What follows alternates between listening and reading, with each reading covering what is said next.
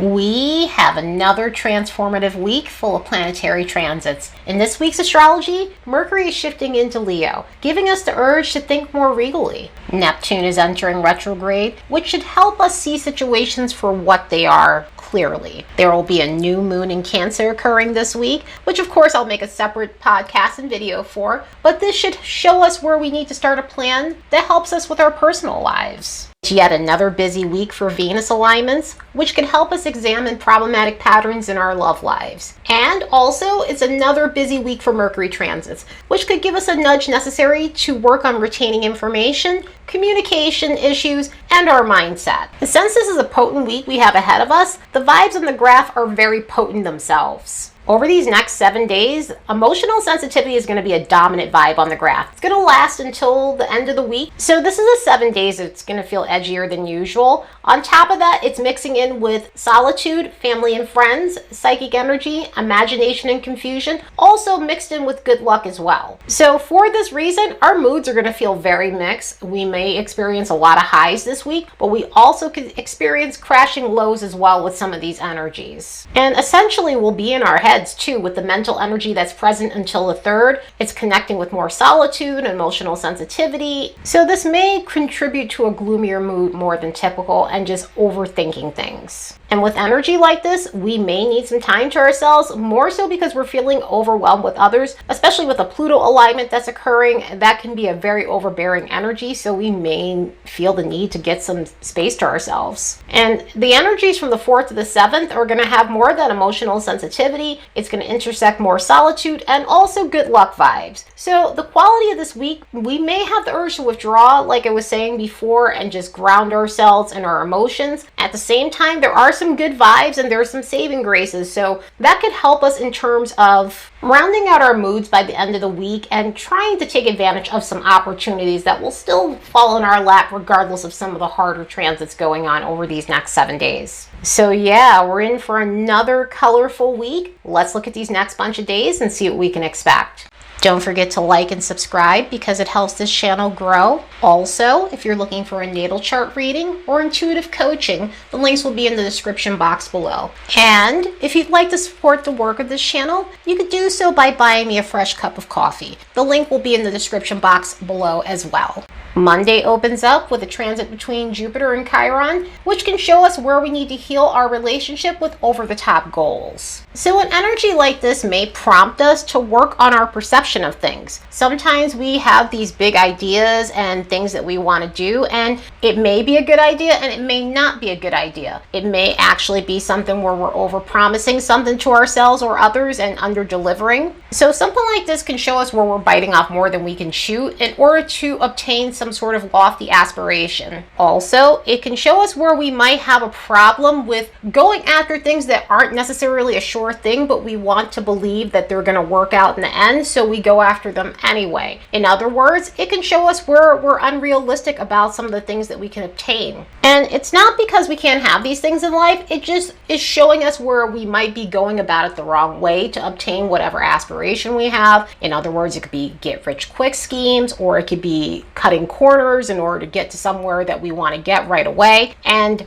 being impetuous, being careless. So it shows us where we need to work on that. So this is an energy where we can take a step back and look at things that are questionable in terms of how we reach our goals. So we're looking at things more realistically and going after something that's more concrete. Tuesday brings us a sign change. Mercury is entering Leo, and this is going to shift the atmosphere from a sentimental one to a more extroverted and passionate expression. So the way we think, communicate, listen, and perceive the world around us is going to take a more bold tone to it. But before I get into the Mercury in Leo situation, there's one thing to note. Mercury is going to go retrograde in this sign, as well as in Virgo. So once we get to mid-July, we're going to hit that pre-shadow period, and then Mercury will go retrograde on August 5th. Of course, I will talk about that more as we get to mid-July. July 16th, to be exact, will be the time where I start really going in about what's going to happen here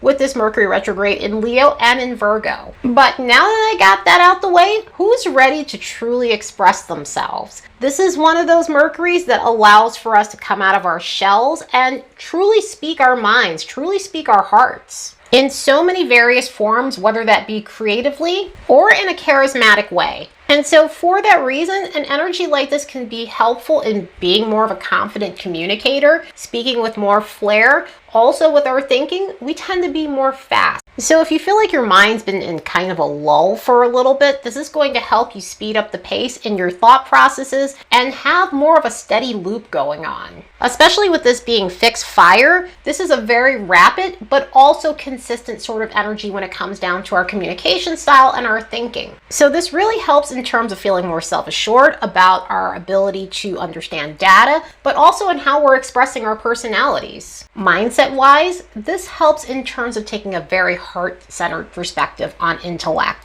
and our thoughts on everyday life and activities, and especially how we understand other people. So what this means is it gives us the cognitive abilities to analyze and solve problems through a very passionate lens. And also it aids us in being fierce learners. Again, with this being a fire sign, we absorb information rapidly, and at the same time, because it's fixed, we tend to hold that information. So it's easier to retain any data that we're learning when we have Mercury in one of the fixed signs, especially within a fixed fire sign. Generally, with the other fire signs, we obtain that data fast, but sometimes it's not as easy to retain when we have a Mercury in Aries or Mercury in Sagittarius situation going on. Also, because of the way this pairing works, stimulation-wise, we're going to need an outlet for all this vital energy. Some of the best ways to feed our need for stimulation under this energy is through playfulness, it's through pleasure, it's through heart-centered things. It's through art, it's through any creative outlet. It's also through any type of entertainment and activities we can be active participants in. So a lot of colorful ideas to have fun can really flood our minds while Mercury is in Leo.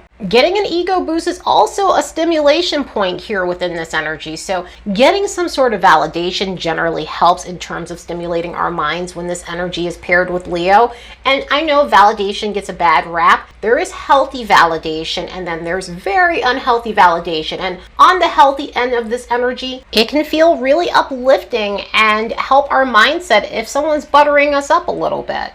So it can hurt on the good side of things. Speaking of that, social stimulation is obviously going to be a big thing in this Mercury. Not that all Mercuries don't have their social picks and chooses, and by that, some Mercuries are more social than others, and some Mercuries just prefer specific social scenes, whether that's just one-on-one relationships or small groups. This is the type of Mercury where you want to get out and be social, and you want to be around people, and you want to be an active participant in your social life overall. So the need to gain stimulation through conversation and having people around is going to be big in this energy. And this can help us in terms of thinking of cool things to do in our interactions, activities that we can do with the people we love to hang out with, like going to galleries, theater, movies, sporting events, or even romantic dates, since Leo is associated with romance in astrology. So some of that can also come up. I know typically you do not associate Mercury with love unless like it's in Libra or something like that, but in this energy, we could be thinking about that. We can be feeling more stimulation from romantic exchanges and flirting and being charismatic with our person of interest or someone we're already in a relationship with.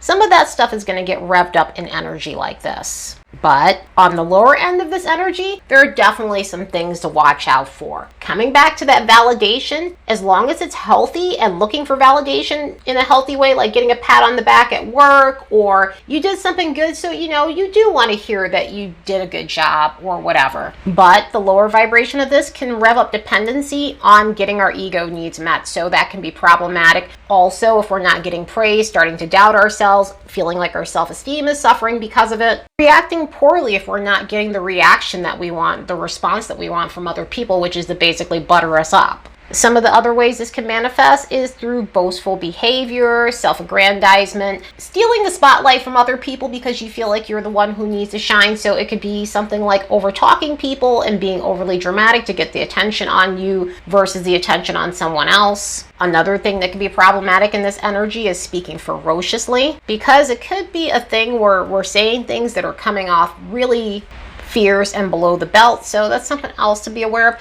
And also, too, another issue that can be very problematic is pridefulness in this energy. Obviously, you want to think in a dignified way, which this energy promotes. This energy promotes regalness in our thinking and, knowing our worth and knowing that we are above certain things that are just beneath us. At the same time, it can turn into pridefulness and also that whole thinking you're better than someone else. So try to balance these energies out. I mean, it's going to be an interesting one considering Mercury is going to go retrograde in the sign. So we're going to be dealing with some shadow Leo stuff that's popping up within this energy once we start getting to mid-July. More of the shadow than we're going to get in the first half. But for now, we're getting Mercury in Leo in its regular format. So let's soak it up for all its regal goodness. Just as Mercury is entering Leo, it's going to connect with Neptune, which happens to be entering retrograde on that same day, which I will get to that once I get through all these Mercury transits. But Mercury is going to connect with Neptune in a way that can help us contemplate otherworldly things. So this could be a day where we're wanting to get connected to our spiritual side. Then 72 hours later, Mercury is going to connect with Saturn and Pluto in a way that may feel complex. With the Pluto stuff, we may deal with situations where we need to advocate for ourselves. In other words, we could be dealing with people who are throwing their weight around in conversations and we're needing to step back into our personal power. Another thing that can show up within this energy is being able to uncover some complex things that were previously unsolvable. So this may be situations that might have eluded us in terms of the truth of a situation, in terms of any sort of data we're trying to understand, and or situations with relationships that we're having with people. This could be a day where we're seeing things for what they really are. Then with the Saturn situation on Friday, this can help us think more seriously about what's coming at a cost to us. So this may lead to some deep thoughts about where we need to take accountability for our lives, where we're being overly responsible for things that we have no business being responsible for. And again, it's coming at a cost to us.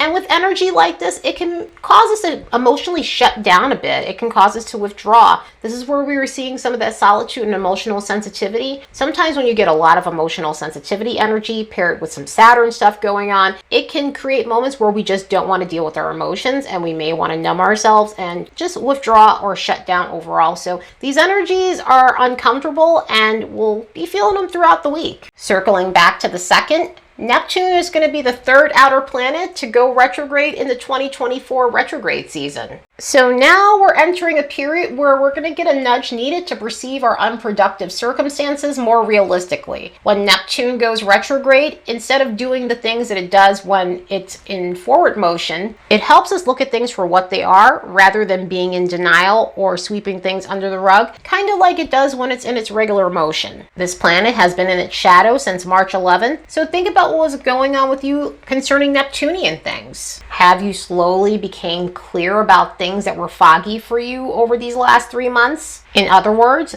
things that might have eluded you for a while, it's starting to become clear what the situation really is. And with Neptune, it could be things like setting limits with others and realizing that you've had no boundaries, or realizing that other people are benefiting from your kindness, which also has a lot to do with setting up parameters. This could have been situations where you're starting to spot deception in individuals in your life, or beginning to piece together certain behaviors that were very covert in nature. So this could be a period to uncover true intentions when it comes down to some of the relationships in your life and dealing with people who might be projecting on you, or realizing that you don't have to accept responsibility for other people's actions, which again falls into that projection that happens a lot with Neptunian situations. And speaking of relationships, we run into issues with Neptune where we don't see things for what they are in our relationships, especially romantic relationships. It can be our other relationships as well, of course, but within these instances, have you been in situations where you're starting to see that a situation may not work out because it's unrequited love? So you're realizing at this point it's not worth pursuing someone who may be romantically available for various different reasons. Or is it a situation where you find yourself getting lost in relationships? Like you lose your sense of self and your identity and you become so melded with another person that you don't know where they begin and where you end. Sometimes we deal with situations where we might idealize someone, and we're starting to realize that that's not really helping us in terms of picking the right types of partners. And some of those things we saw in the person when we had our rose-colored glasses on are starting to chip away. So it could really be a time to get real about relationships and the people that we're choosing and the situations that we're in. And Neptune retrograde is very helpful for helping us see it for what it is, so that way we're making progress in our life and getting out of these situations and working on ourselves so that we can have healthy love. Also, so that we're not sacrificing our own needs to make other people happy, because that also tends to be an issue within Neptune. This is also where we need to set boundaries with ourselves, because we hear a lot about setting boundaries with other people, but we also need to set parameters for ourselves as well, so we aren't engaging in self-sabotaging behaviors. And so out of the relationship realm, has some of your habits been in question and you're starting to see where there may be a problem? Are you realizing that you're escaping a lot of your problems, and whether that be through food, alcohol, relationships, of course, stimulants, hanging out all the time so you're not having to deal with your problems or your emotions? It could also be things like video games or streaming services, YouTube videos. Any form of avoidance that helps us escape our problems can be big Neptunian things that we're working on during this retrograde period. One of the other things that happens during Neptune retrogrades is it could be a period where we're realizing we've been too harsh on ourselves and self-flagellating. And so this is a period where we're working on having more compassion for ourselves, giving ourselves the same amount of kindness that we give to other people. This could be a time of really pouring back into yourself and doing a lot of self-care and mending whatever is causing you to do that to yourself. Also, it could be a time of regaining faith back in yourself and starting to really believe in who you are. Also, this can also translate into gaining your belief system back. So whether it was that you lost faith in yourself or other people or situations, this may be a time where you're starting to redevelop that for yourselves in healthy situations. And speaking of belief and faith, this may be a time where you're working on spirituality. Was this last 3 months pushing you in a direction where you're working on your mystical side? Sometimes with the Neptune retrograde, something that's been dormant in us tends to awaken, and so this could be a spiritual awakening for some people, or going back to something you might have suppressed when it comes down to your spiritual practices. Sometimes in life we take breaks from our spirituality due to various different reasons, and especially if you've been having a Neptunian situation, this might be a time where you're feeling more ready to go back into anything that has to do with metaphysical things. But whatever the Neptunian scenario you might be going through in your life, this is your time to get back on track and align with your higher self so you can make progress in your life and see things for what they really are, so they're no longer a hindrance to you and you're no longer self-sabotaging and self-abandoning. Since Neptune is at its later degrees during this retrograde, later degrees of the mutable signs and also the early degrees of the cardinal signs will feel this retrograde more than others. So the mutable signs being Gemini, Virgo, Sagittarius, and Pisces, between 27 to 29 degrees of this planet's energy. Also with the cardinal signs, between 0 to 2 degrees of Aries, Cancer, Libra, and Capricorn.